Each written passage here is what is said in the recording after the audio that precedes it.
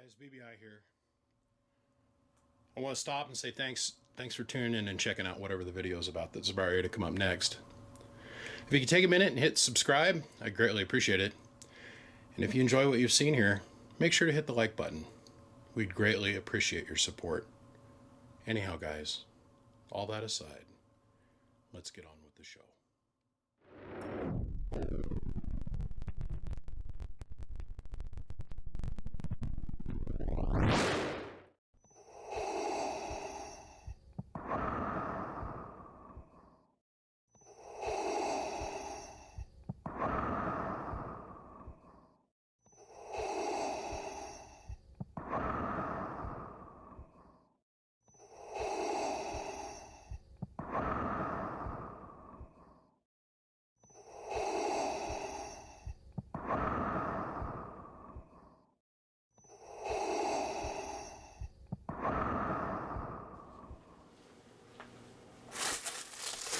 Good evening. Oh, this day. It is a beautiful Sunday. Yesterday was antenna day. That was freaking amazing. I love antenna day. Get to go out and spend a whole day not talking on my phone, just working on my antenna, my beam. Man, I got a good match on that thing. I was going to try and do an instructional video on how to do the tune on it. And I just plumb run out of time. Just plumb straight ran out of time. Well, here's what we're doing tonight. This is old man Gary's box. We've seen this thing a couple times, right? And we keep having problems where it keeps coming back. It's a little 2-pill, and he's putting like a 90-watt ham radio on it. And we discovered the last time that he was running it on AM to set the SWR, he's putting like a 90-watt dead key into it and kept popping it. Well, me and my crew of guys, we've decided that we're going to do something different for old man Gary. This would meet his needs if he would quit. This last go around, it was an antenna switch issue. I'll probably end up fixing this. It just needs one transistor. It's got another transistor in out of it again, but I have the desire to take this cabinet here, and I think this is what I'm going to do.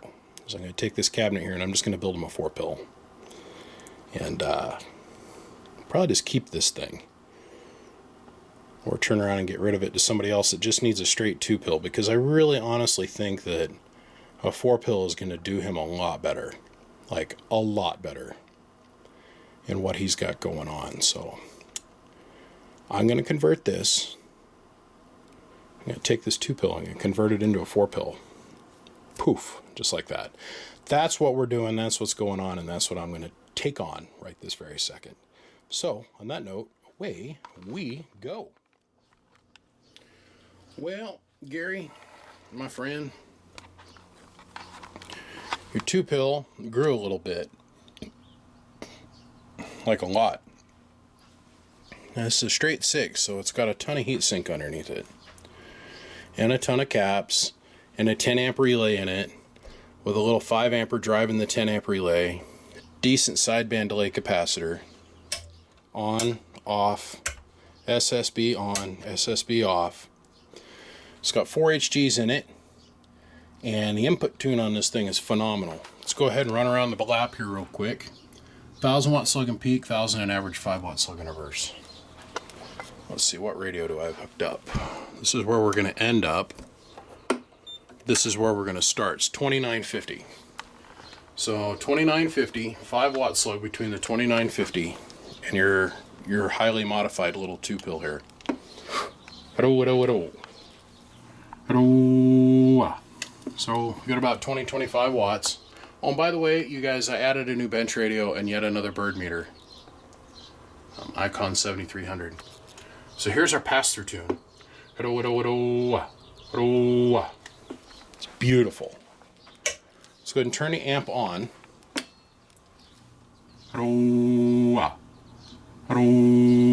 So with 20 watts of drive, we're getting about 700 watts out. Input tune is absolutely beautiful. Now, as we start to go up and drive, you start to see a diminishing amount of return as you start to enter into the amount of saturation that the transistors can take. So now we'll hook up the 955. We'll shut the 2950 off. Grab the 955 microphone here. Shut the amp off. Hello. 80, 90 watts. Now guys, the other thing I've done is when I went to bring the ICOM into play on the Workbench, there's lots of stuff that goes on behind the scenes. Like, as you guys know, all my power wires run down here. Underneath the Workbench, I had a bunch of wire nuts where I just kept jamming stuff on top of each other. It wasn't working. So I took a piece of 4 gauge, two pieces of 4 gauge, 2 distribution blocks, some actual soldered eyelets, and did it upright. Now the voltage drop going to the radios is non-existent, so everything is going to produce just a little bit more power. The striker up until today has done about 80, 85. But I'm going to a bigger power wire, now I'm doing closer to 90. So let's see what happens here when we hit this with 90 watts. Remember, we're seeing just like 680, almost 700 watts. Hello. Oh, it helps if I turn the amplifier on. Hello. 900 watts. Hello. Everything's happy here. Okay. So now, let's bring the 490 into play, which does about 100, 125 watts, which is pretty close to what Gary's running down there as a sideband radio. So let's see here. It's going to be this coax cable. Let's go ahead and hook this up. Now, when I did the first video for this radio, I was seeing only about 100 or 200 and so it was like 190, almost 200 watts out of this 490. But when I went and I moved it up here, it fell back to 125 watts because of the power wire issue below. Hello. Hello. Hello. Now we're seeing about 140 or so out of this. Go ahead and turn on the 4-pill. Hello. Hello. Nice smooth 1000 watts. Oh yeah, and I even changed the label SR490 on the bird meter here. Hello, hello, hello, hello. Hello. Beautiful. Now, I gotta tell you, I went with a standard guard. Now, I tried 3 or 4 different fans because I know this guy is going to be sitting like right on top of this amp. And I wanted to make it so it was semi-quiet, which is real important to a lot of guys. Not so important to me. Semi-quiet is okay, but we have to get enough air volume to adequately cool the box. So I tried many different things. I went with like a 1/2 amp, 1.25 inch thick fan, and then I tried this standard grill guard, which helps a little bit, but it makes a high-pitched whistling noise. And I tried a little bit more compressed mesh, which helps just a little bit, but it slowed down the velocity. And then I tried the little dust fan, and it didn't slow down as much velocity, but it makes this like sucking through a vacuum sound.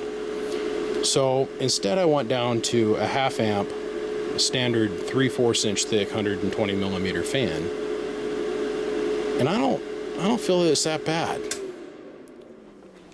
Now I'm standing in a pretty quiet room. There's only about 2.5 feet between the camera and the box.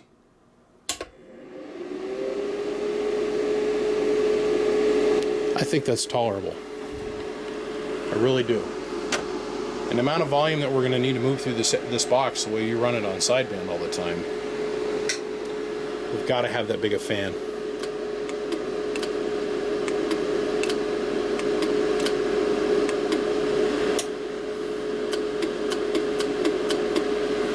Works perfect. So now, Gary, I got to tell you, buddy, if you manage to kill this amplifier, I'll be shocked. But in the same breath, it's going to be a whole lot more forgiving than that 2-pill. The 2-pill could technically take the amount of drive that you were giving it, but when you go to check your SWRs on AM, please make sure that you have your power down low, and make sure you actually got an antenna attached to it this time. My friend, I appreciate you, and I'm grateful for your patience. You've got good people around you. Your good friend, Steve, and your good friend, Kenny, asked me to take care of this for you and get this done for you, so we weren't dealing with this problem anymore. So at the end of the day, there was 4 of us working for you here. I hope you use this, enjoy this, and have fun with it, and get to make many, many contacts on it on sideband. Gentlemen, I gotta go. The love factory never stops. Doesn't stop, never blinks, always has gotta go. And I've got about 1 million phone calls I gotta return. I just wanted to get this banged out first thing this morning. So what I'm going to do, because I built this all last night instead of sleeping, so I'm going to put screws in this thing. I'm going to put the seals on it. Please keep your fingers out of it. I also made a big point that I would add a ground nut on the back of this thing for you. So on that note, gentlemen, I got to go. Come check us out, www.bbiamps.com. Come find me on Facebook, Twitter, Snapchat, Instagram, and right here on the YouTube Gargler. If you like what you see, click subscribe. I'm out of here. Bump, bump. From the biggest duck in Idaho, I'll see ya. Bye.